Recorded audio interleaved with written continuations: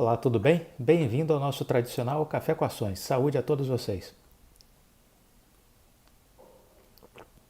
O Café com Ações a gente faz um giro de notícias. Nosso foco aqui é destacar algumas notícias que a gente vê ao longo dos dias, falando sobre economia, bolsa de valores e investimentos.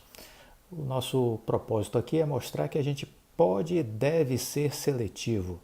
É preciso escolher as informações que a gente vai gastar o nosso tempo.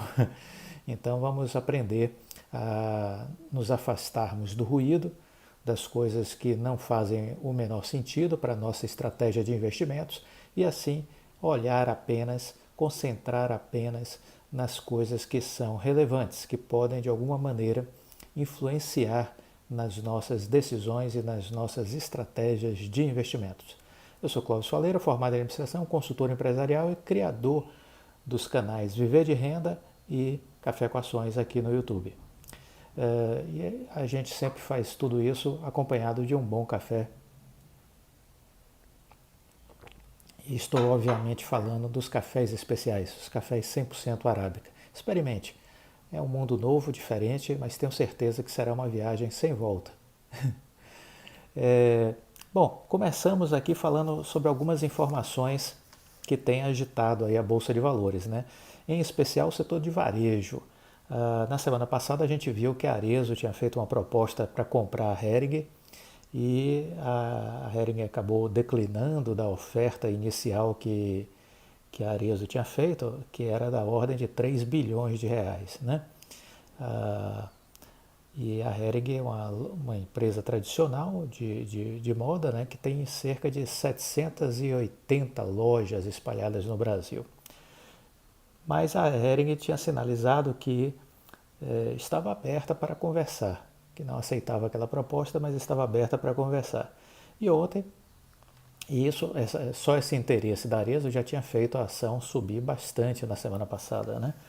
E ontem, numa negociação rápida, a empresa que é dona da Animale e da Farm acabou fechando a compra da Hering.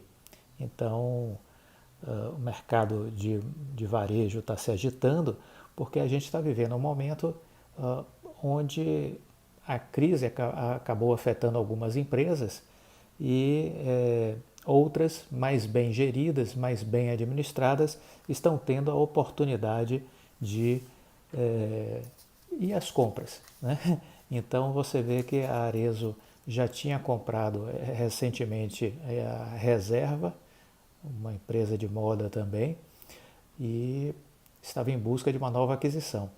A Lojas Renner fez uma captação no mercado acionário e também está em busca aí de um investimento, da compra de um negócio, né? E essa mobilidade ela continua aí acontecendo nesse mercado que está aquecido. Fiquemos de olho porque existem aí boas possibilidades, né? E ontem também a Hering com a notícia teve uma super alta, chegou a subir mais de 30%, tendo uma performance muito boa, né? Bom, uma outra notícia que chamou nossa atenção sobre a Cogna. Cogna tenta voltar à fase áurea, mas investidor desconfia. Endividamento e percepção de baixa qualidade de cursos fazem dona da Croton amargar uma queda de 88% ante seu pico de valor de mercado. Lembramos que a Cogna foi muito beneficiada ao longo de sua história. Sempre teve uma boa administração, isso é fato, sempre foi bem administrada, fez sucessivas aquisições, então foi crescendo, gerando escala no seu negócio educacional e muito favorecida nos anos do governo do PT, pelo FIES. Né? O FIES, que era um programa de incentivo ao ensino, né, superior, o FIES acabou sendo uma das principais fontes de receita da Cogna. Quando a Dilma foi afastada do governo, após o desastre que ela provocou na economia, né, e algumas pedaladas fiscais também, já no governo Temer, vamos dizer assim, o cinto teve que ser apertado para fazer frente à situação de caos que havia nas contas públicas, e por conta disso o FIES foi bem, vamos dizer assim, reduzido e continuou sendo reduzido desde então. Portanto, a principal fonte de renda da Cogna foi duramente afetada, mais ainda afetada pela pandemia, né? Então foram duas bombas que caíram no colo da Cogna. Então a empresa vem trabalhando, vale lembrar que ela chegou a ter um valor de mercado de 65 bilhões de reais em 2017, era a grande gigante educacional do país, e ela vem se reestruturando para tentar recuperar a credibilidade dos investidores. Em meio à pandemia ela foi duramente afetada, óbvio, né? Todas as empresas de educação o foram. Ela vem anunciando então corte de gastos, ampliação da graduação à distância, em detrimento do ensino presencial, que foi prejudicado, e fez um acordo de compra e venda com a Eleva Educação, que é do empresário Jorge Paulo Lemann, da Ambev, né?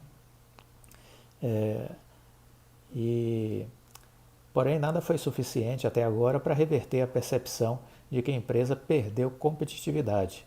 Hoje o valor da Cogna, que fora em 2017 de 65 bilhões, pasme, hoje o valor da Cogna é de 7,7 bilhões, né? Uma queda de 88% no seu valor de mercado, olhando seu grande pico, né, de valorização. Muitos especialistas ainda estão de pé atrás com a empresa está endividada e exposta, obviamente, a um risco maior de aumento de inadimplência do que seus concorrentes. A dívida líquida da Cogna está em 2,9 bilhões, fechou em 2020 com 2,9 bilhões, e recentemente o Rodrigo Calindo, que é o presidente da empresa, admitiu que esse número ultrapassa o teto estabelecido pelo regulamento de debêntures. O principal problema da Cogna é a Croton, que é o braço que engloba as instituições de ensino superior, e envolvendo aí as marcas como Anhanguera e Pitágoras. Isso hoje responde por cerca de 60% da receita. O antigo modelo de negócios da Croton, com crescimento baseado em financiamento público e privado, esgotou-se. É o que a gente falava do FIES, né?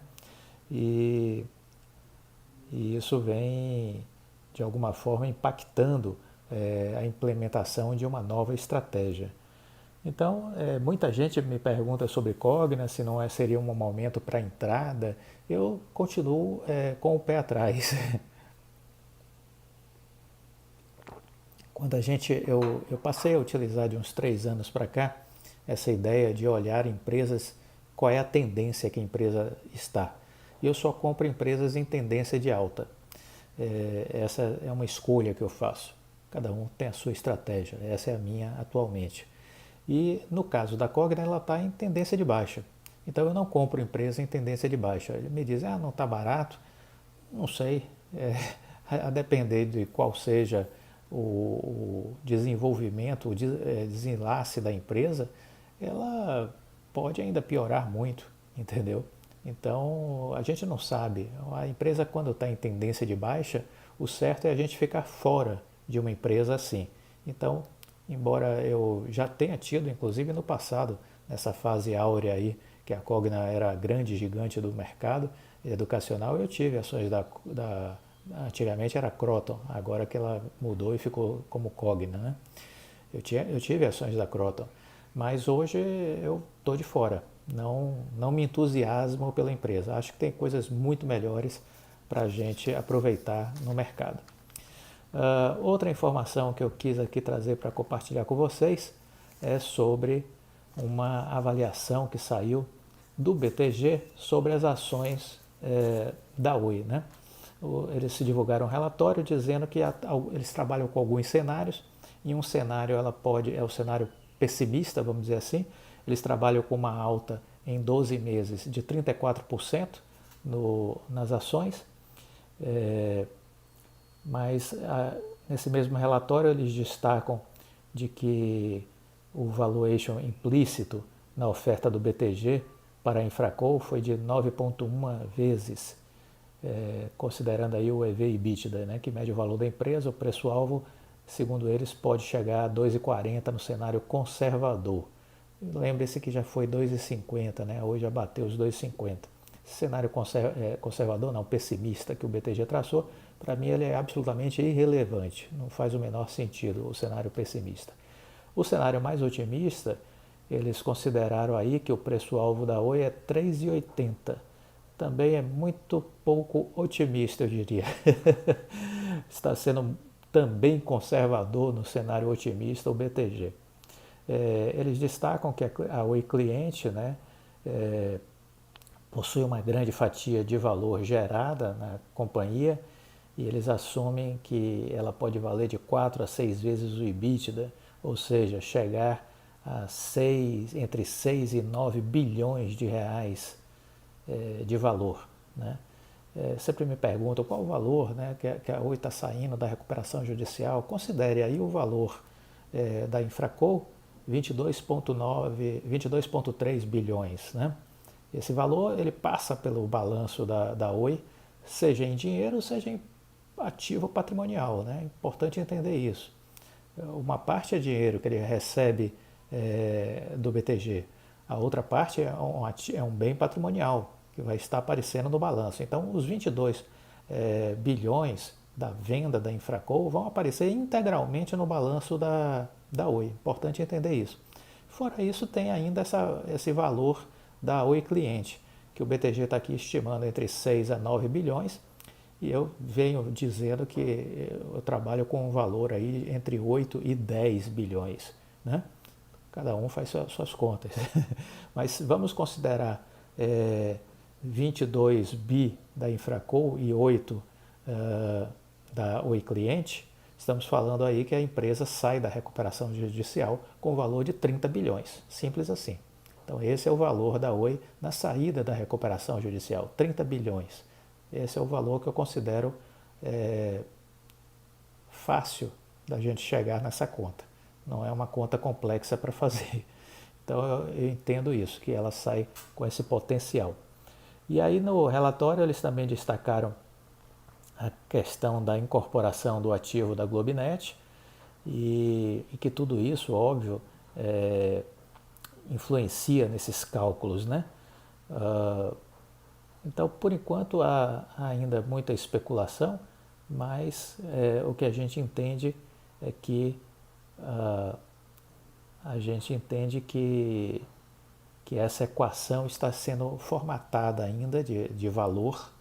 Agora, uma coisa é certa, esse preço vai subir muito, porque se a gente considerar os 30 bilhões numa conta simples de padeiro, vamos dizer assim, a gente tem aí a ação a R$5. Então, a saída da recuperação judicial não faz o menor sentido a ação estar por menos de R$5. Isso é certo. Então, esse é um horizonte aí que a gente tem vamos dizer assim, de lançar o preço, considerando aí o final da recuperação judicial. Pode sair a muito mais do que isso da recuperação judicial, tudo vai depender desse movimento de represamento de preço, que está fazendo uma acumulação de energia, e da entrada dos grandes investidores, dos grandes fundos, o interesse por eles, por estar enxergando um futuro, a fibra, o potencial, tudo isso vai influenciar. E muitas vezes acontece quando a gente fala das empresas que têm um padrão de comportamento, que estão na recuperação judicial e de repente quando estão para sair acontece aquele movimento explosivo. A energia não tem muita explicação lógica, né? Porque o mercado de ações não é apenas lógica. Aliás, ele tem uma parte de racionalidade, mas ele tem muito mais do que racionalidade, ele tem expectativas. E são as expectativas que fazem com que as grandes altas aconteçam. Então é como se fosse uma antecipação de um futuro que justifica as ações subirem fortemente. Nisso eu acredito. Vamos aguardar. Fiquem com Deus e até a próxima.